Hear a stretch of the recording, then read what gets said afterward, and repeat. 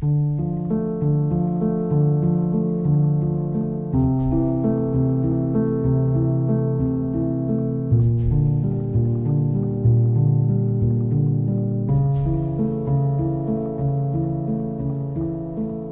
my vás zdravíme, jsem tady, ahoj, za Stondou. Aktuálně se nacházíme v dětském domově. Asi to řekneme. Kde vlastně tady si vyrůstal, že? Tady jsem vyrůstal, tady jsem byl 6 let.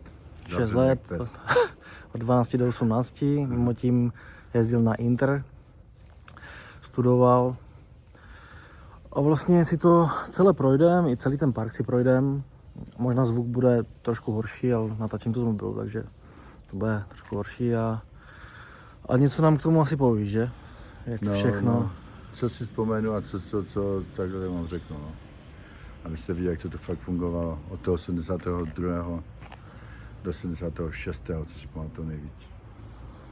Tam, jak je ten hlavní vchod, tak jsou takové schody, je jich tam asi 10, těch schodů, takové nízké. A je tam taková terasa, kde jsme vždycky měli nástup, že třeba, protože tam bylo několik pokojů, tak jsme se museli seřadit po pokojích do řady vždycky, třeba pokoj číslo 3 nastoupen, jo? A tam nás potom, kdy můžeme jít na jídlo a kdy to. A tam byla To myslíš, že to je stejné doteď, jako? Myslím si, že jo. A taková ta tajná chodbička tam byla, co nikdo nevěděl, jenom jako my, tam to byla taková chodbička, kde si chodil za trest. Aha. Teď to nebylo tajné, to prostě to se udělalo, bylo takové obložení a za tím obložením to nepoznal, že to je vchod, to se otevřelo, to má jak v prdeli. A třeba když si utekl a se znovu a chytli tě, anebo když si něco provedl, tak tam si byl třeba přes noc a třeba za 2 dny. Jako vrchovou, tak tam to bylo dřevěné předtím. Ten ředitel s těma vychovatelama, a to byl také hovadatel, aby nemuseli si nic kupovat, tak si tam chovali králíky a takové věci. A to měli pro svou potřebu. Dokonce tam dali ještě skleník, kde my jsme vlastně museli otrokařit a dělat jakoby pro ně tu zeleninu. Jakože my jsme brambory a všecko a my jsme to museli sbírat. Běda, jak jsme třeba nezali tu zahradu a tak. A teď, když jsi šel tady, jak jsou ty sloupky takhle dolů, tak je takový rybníček, kde nám nechali udělat jakoby led, tak jsme tam mohli, jsme se naučili bruslit. No vlastně to jde až dál, jo? To je celý park, jo? Tam vzadu. To je celý park? No tam vzadu, to patří až tam úplně, co to je vidět. Tam no. Jo, to celé tam jde takhle dolů, tam na té straně vpravo, co je, jak je ta šopa, tak předtím byly ještě 2 takové velké skleníky a tam jsme museli chodit makat. No. Když jsi neudělal to, co oni po tebe chtěli, tak jsi nedostal najíst. No tak.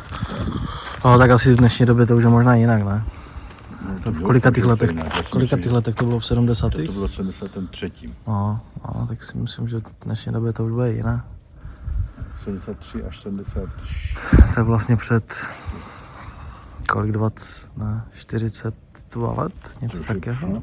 Skoro 50 let, jo? Šílené. Já doufám, že se to vždycky změnilo, jako, že už to nejde taková ta šikana a takové. A vidím, že to je docela klíč, jak my jsme, když nás nehlídali, tak jsme se mohli dívat aspoň z oken, protože to se nedostala ven, že? Ty jsme zavřeni jak pes. Jo. Ty se nedostala ven, jako že by si šel tady, vlezl a šel by si sprojit. Prostě jedině na povel. Tak samou stravost dostával jedině na to. Jdeme tomu, že se to neslo špatně. Tady byly školy, třídy. To přízemí. No. Několik tříd, protože tady to vlastně byla první až 8. třída. Protože tenkrát se mi myslím, že vycházelo z 8. A když si dostal špatnou známku, tak třeba přiděl bylo, já nevím, třeba 4 knedlíky, tak ty jsi dostal jenom třeba 1 nebo 2. A ještě ti to vzal ten, co tě šikanoval. Ty mladí děcka, ty 6 let, 7 let, to zví, jak to hublo, to byli chudáci. No, takže ty jsi tady byl kolik těch? Já jsem to byl od 12 let. Mě tady přivezli v 73. 72. nebo 3. mě to dovezli. a odcházel jsem od 76 na to učiliště. Ale musel jsem to dojíždět do 18 let. Na přízemí, v prvním patře. A ředitel můj kancelář, jak je ten velký balkon. No tak tam mi bylo hned jasné, jakože... Jo? A on, aby nemusel chodit nahoru do těch vyšších přízemí, tak tam dal pravomoci těm 16 letým. Vlastně tady už byli takový parchanti od 14 let. 14 letí přišli z takových rodin, kde prostě neměli žádné zázemí. To nebylo jako, že děti odstrčili ty rodiče, protože nemají co jíst. No dobré, ale ty jsi tady byl 6 let, nebo kolik? 7? Mě? Ty. Já jsem tu byl 6 let. A do těch 18? Do 18. No, a oni tě jako, to bude pak, ale oni tě automaticky, když máš 18, tak tě posílají jako pryč? Anebo tady můžeš být a musíš chodit do práce? Už tě propustí. To se děje takhle i v dnešní době, jakože když máš 18, tak... Jo, 18 tě propustí. Jo, prostě ty seš tady, studuješ a... Nestuduješ tady, nemáš co studovat, tady tě maximálně poslal na nějaké učiliště. Některý jsem měl úplně, bych řekl, hodně dobré známky, takže jsem mě udělali psychopata, vlastně, protože jsem se nedal, už potom. Já jsem nosil pořád něco v kapse, něco ostrého, že třeba kdyby byl nějaký řízek větší, tak já jsem se naučil, že prostě toho, kdo je silnější než já, že musím zneškodnit nějak chytře. Tak já jsem věděl, že třeba když mám něco ostrého v ruce, třeba jako boxera nebo něco, jsem udělal, a když ho trefím na nos, tak vím, že on mu slzí v očích, tím pádem já mám čas na to ho zpracovat. Jako. To jsem všechno učil během té doby tady, protože tady to bylo strašně. No, nebyly to jednoduché léta, no. A přes ten park se jde, jak ty se... Tam jsme šli tam po těm lavkám, ty lavičky. Jo. A potom tam je, to je strašně pěkné ten park, no, jinak tam dolů se jde dalšímu východu. Jo, to dáš tam dolů, jo? A tam je další brána, vstupní. Potom chodníčku, to pak můj zajít. To když jsem se musel vracet z učiliště, tak jsem tam po tom chodníčku, tam jsem šel až... No tady tma, jak to jsem to nočil. Tady nebyly lampy nikdy, nebo... Ne. Teď jsou tady, že? To nic, prostě to svítilo jako tady ten zámek.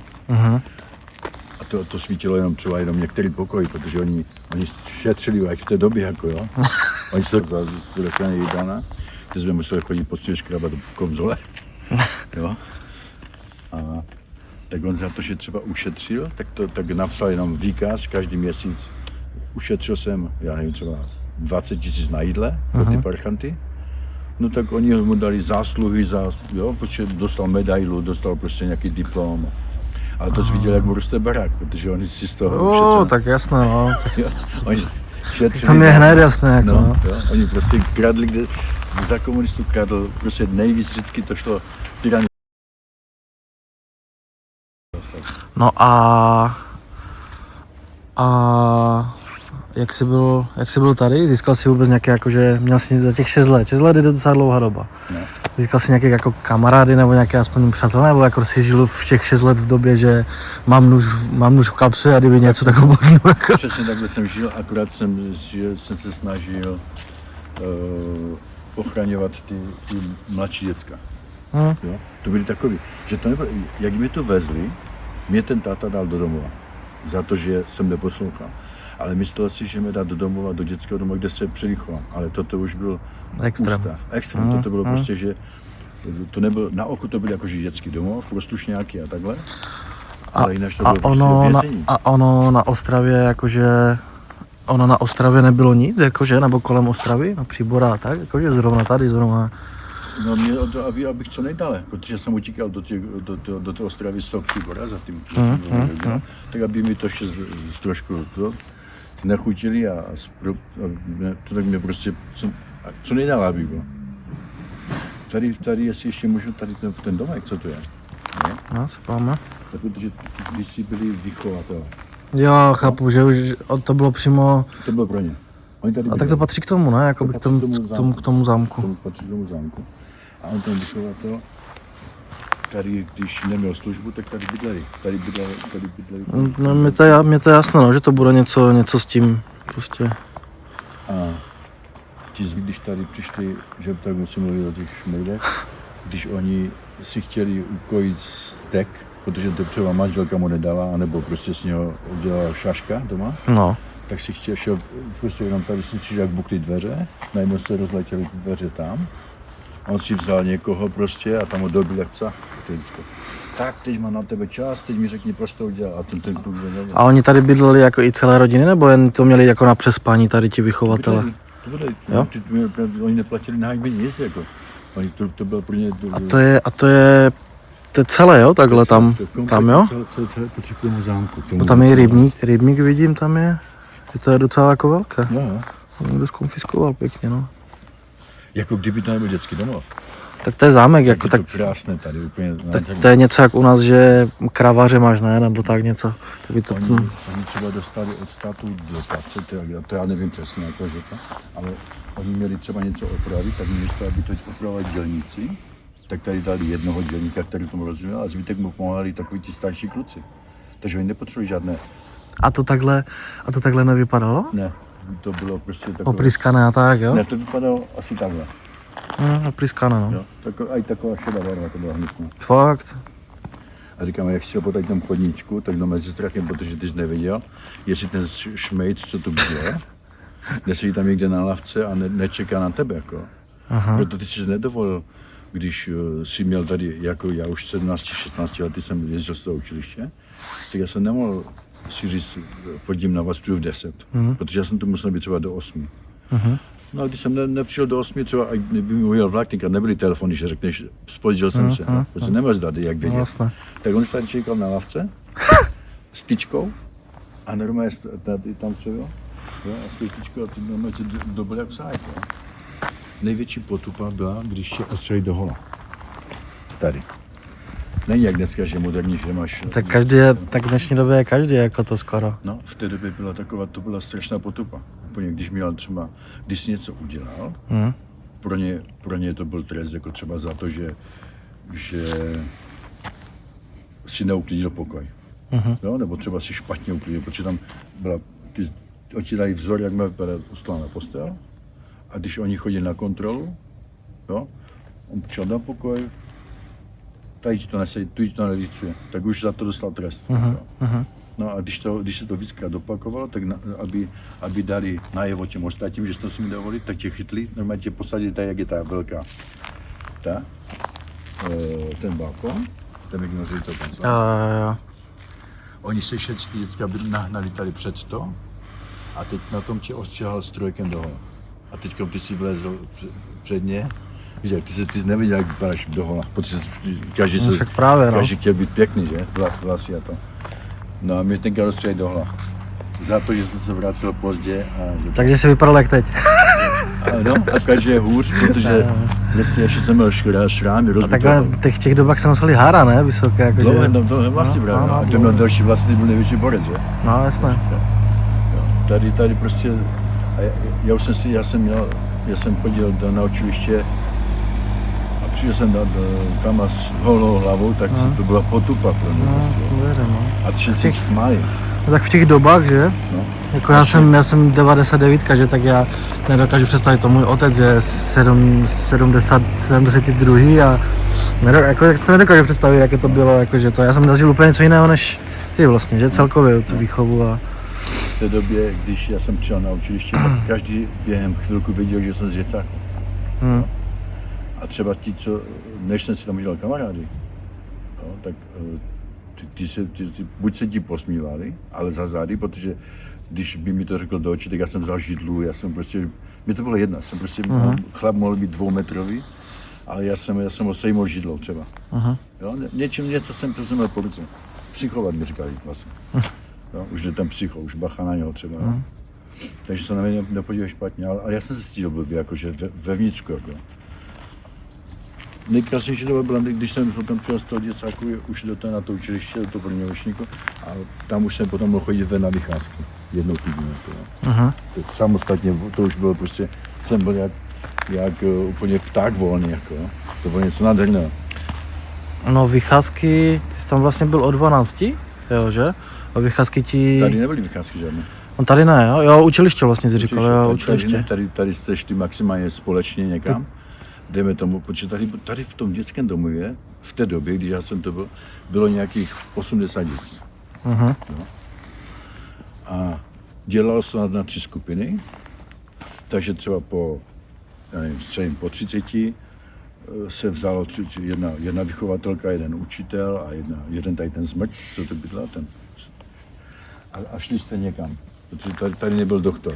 Doktor tu dojížděl i v té době. A tak i celkově to je jako docela, jak jsme tak jeli, tak je to docela jako prdel, jako světa, No, jako že nic fakt, není, prostě, no. že jdeš jako nejblíž asi, nevím, jako Přerov nejvíc hlavní jako to, ne? Nejblíž. Jinak jedeš přes úplně ty a ty jsi říkal, že si, když ti ujel bus, tak si šel 4, Oseku nad Bečvou, kolik to je to, jak jsme byli? No. Tak to je 4 kiláky, no. no, tak jsem musel pěšky. A to jsem musel fičet, protože já bych stihl ten čas. No a kdybys to nestihl? Tak mi tu dobí jak psa, ostřel mi do hola. A stalo se ti? Stalo, protože Jo? potom mi ostřel, že jsem se vracel, asi 3krát se mi to podařilo. Jednou mi dali výstrahu, ale zase třeba jsem nedostal, já nevím, třeba večeře, několik dní po sobě. Mohl jsem jít jenom obědat, tak to dělal tak, že si schoval z oběda. Oni jakoby, když to tak blbě řeknu, tak oni byli jakoby tvoji rodiče, vlastně otec se tě vzdál, že? no. Takže oni nasadili svoji výchovu. Tak. Jenže takovou výchovu, aby neměli z toho žádné starosti. Jo, proto tu měli takové ty svoje, kterým dovolili, aby brali to jídlo těm mladším, aby jim sloužili, aby prostě oni je drezurovali, úplně deptali psychicky, aby byli pořád ve strachu a tady tenhle ředitel a ty vychovatelky, teda vychovatelé, protože to vychovatelé byly učitelky, tak ti měli méně práce, že? Na co bych. A tak byli nějakci aspoň vychovatele nebo vychovatelky, byli aspoň jako, že třeba hodní, jako v těch... Jedna nebo... to byla, jo. to, co si pamatuju, ta, co mi dostala na to učiliště, protože ta ve mně viděla nějaký potenciál, že bych mohl i na Gimpl třeba, nebo na to, na nějakého vok s maturitou. Ale protože jsem byl z děcáku, tak vždycky vybrali nějakého jiného a mě ona našla, protože zjistilo se, že nějaké se uvolnilo místo na té šachtě, v tom Havířově. A ona chtěla, abych byl aspoň vyučený, protože většina dětí, co tu byla, nebyla nikdy vyučena. Oni chodili třídu, tu 9 nebo 8, nebo já si nespomínám, kdy se chodilo. A potom prostě chodili už tady do práce. Tady jim třeba četli statky. Jo, takže pomáhat, no jasně, no. Učiliště to žádné nebylo, jedině když to byl kuchař, tak to se chodili učit tady a zase nedostal vyučený list. Tak prostě oni, a to, co třeba za ty roky, to bylo děcko třeba příklad od 6 let, nebo to byly nejméně to bylo 6 let. A on to byl třeba do těch 18, tak oni mu našetřili nějaké peníze, jakoby, jo, protože oni na něho brali nějaké dávky asi, Tak v té jasné, době, jako. no, jasné. Tak oni mu třeba dávali každý měsíc, a střelím od pasu třeba 500 na knížku, a on když odcházel v 18 letech, tak třeba dostal 20 000 nebo 10 000. No on se musel už potom zařídit. Většinou ty děcka už neměli rodiny, neměli se kde vracet, protože byli ještě pozavíraní ty rodiče a tak. Jo, to nebyly děcka za to, že za to mohli jejich rodiče. To byly děcka za to, že si mohli sami. A tak ty si za to nemohl. Já jsem měl tu smůlu, že mě prostě, zase to byl osud, že prostě, oni si mysleli, že mě dají do lepšího. A dali tě do horšího. A dali mě do horšího. Ten soud ani nevěděl, jak to funguje tady. Mě vlastně za to, mi říkají zběh. Jak jsem tu přišel, tak ten ředitel mi říká, že jsem zběh. Já jsem nechápal, co to je jako. A ty jsi utíkal odsud? Nebo odsud se nedalo utéct? Jednou jsem se pokusil. A to tak, protože tady jsem neznal okolí. Mě tu přivezli autobusem, nebo autem, já už teďka nevím přesně, autem mě to přivezli přímo do té brány před tam mě vyhodili, přišel vychovatel a s tady tímhle zmrdem, co to bydlel. Ty mi přišli, hodili mi věci, řekli, tak dívej se, ukáž, kolik měříš, asi tak od oka, dali mi nějaké tepláky, nějaké boty, papuče, takové ty hnusácké dřevěné papuče, co chodí jak vůzik. Jo? A teď ti řekli, tak tady máš tam příští režim, jaký budeš mít, jo, tady na tom pokoji budeš bydlet a běž se převléct, okoupat, hned prostě tě udělají nějakou hygienu. Tady se mohl koupat totiž jenom jednou týdně. Co?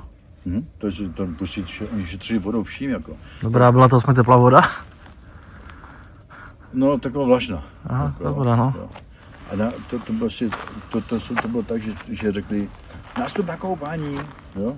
Tak ty všetci se řadili zase, jak je ta hala velká, takhle do řád, to bylo, já si vzpomínám, že to byla řada po 10 a bylo 8 těch řad, jo? A já jsem patřil do řady číslo 3, pokoj číslo 3. Jo, tak tam byl jeden blbeček, ten třeba už měl 16 a ten řekl tomu ředitelovi nebo tady tomu zmetkovi, co to bydlel, řekl, dětský domov nastoupen třeba k do jídelny, anebo připraven ke koupání. Tak řekl tak, řada číslo 3, běžte se koupat.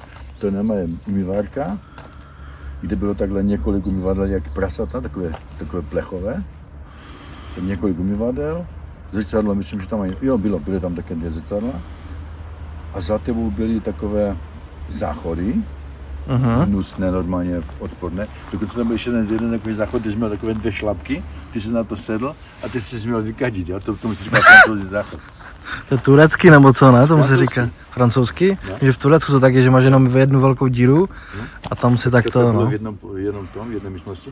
A pak tam byla takové tyčky, z kterých stříkala voda, takže ty jsi šel, hned rychle se namočit, vylez ven na mydlice, vlez pod to, spláchnout se a čau. Měl si na to, na celé to koupání jsi měl 2 minuty. Protože další čekali už připraveni. Jasné, jasné. Dokonce, když zjistili, že já tu chodím s holkou. Ty jsi nemohl, ale ne? No nemohl. Já jsem totiž, jak jsem už začal jezdit na tom učiliště, tak jsem v autobuse, já jsem jezdil sám z toho učiliště, takže jsem třeba přijel do Lipníka nad Bečovou vlakem a z Lipníka měl autobus tady. Ten pokoj má možná 10 metrů, na 6, na 7. A v tom pokoji vlastně bylo třeba 15 děcek. Tady asi udělali nějaký ten, že zatím byl ten prasečák, pak tu byli králici, prasečák, slepice se tu chovali. Všecko vlastně to, co oni měli zdroje aby nemuseli kupovat. A takhle, jak to tady je, tak to je všechno stejné, jo? Takhle jinak teď je všechno stejné, bych řekl.